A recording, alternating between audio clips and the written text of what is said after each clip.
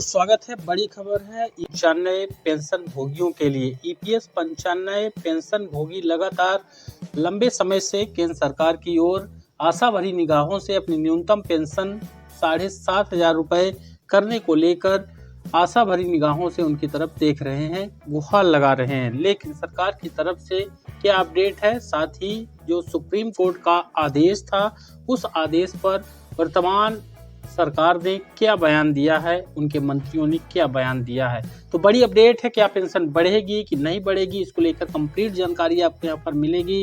कर्मचारी भविष्य निधि संगठन के जो भी सदस्य हैं, जो पेंशनधारी हैं, ईपीएस 95 पेंशन भोगी हैं, उनके लिए बड़ी खबर है। ईपीएस 95 पेंशन भोगियों को बड़ा झटका लगा है। मोदी सरकार का न्यूनतम पेंशन पर दो टूक जवाब सामने आया है। यह जवाब जानकर आप भी चौंक जाएंगे।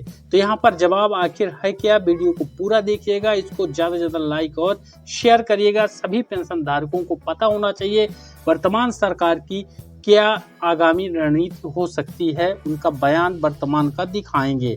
दिल्ली से अपडेट है। कर्मचारी पेंशन योजना 1995 यानी कि एम्प्लॉयज पेंशन स्कीम 1995 यानी कि ईपीएस 95 के तहत न्यूनतम पेंशन की राशि 7,500 रुपये की मांग की जा रही है। साथ ही भत्ते और मेडिकल को जोड़ने की मांग भी हो रही है। इस पर सरकार का जवाब आ गया है, फाइनल डिसीजन आ चुका है। लोकसभा में सरकार से सवाल पूछे गए और सीधी तौर पर सवाल पूछे गए थे। ईपीएस 95 पेंशन भोगियों के लाभ को लेकर सांसद अरविंद गणपत सावंत ने श्रम और रोजगार मंत्री से पेंशन पर सीधा सवाल ही पूछ लिया।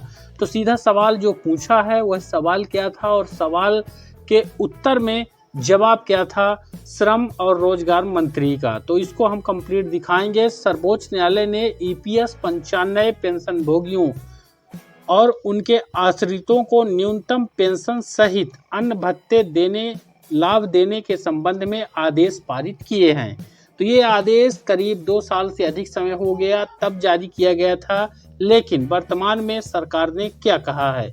साथ ही यह भी पूछा कि क्या सरकार ने उच्चतम न्यायालय के द्वारा पारित आदेश यानी सुप्रीम कोर्ट के द्वारा जो आदेश पारित किया गया उसके कार्यान्वयन के संबंध में कोई आदेश जारी किया है कि नहीं किया है।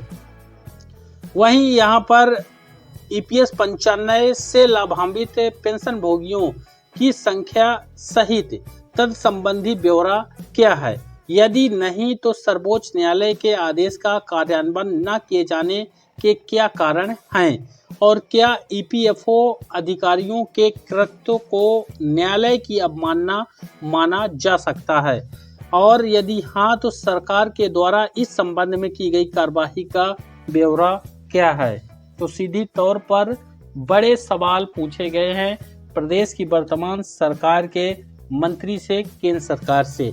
वहीं इस पर सरकार और कर्मचारी भविष्य निधि संगठन यानी कि ईपीएफओ यानी कि एम्प्लॉयज प्रोविडेंट फंड ऑर्गेनाइजेशन पर पूछे गए तीखे सवालों का जवाब श्रम और रोजगार राज्य मंत्री शोभा करंदलाजे ने यहाँ पर दिया है। और स्पष्ट रूप से सरकार की तरफ से कहा गया है कि कर्मचारी पेंशन योजना 1995 यानी कि ईपीएस 95 के अंतर्गत अन्य भत्ते लाभों के साथ न्यूनतम पेंशन के संबंध में उच्चतम न्यायालय के द्वारा कोई आदेश पारित ही नहीं किया गया है।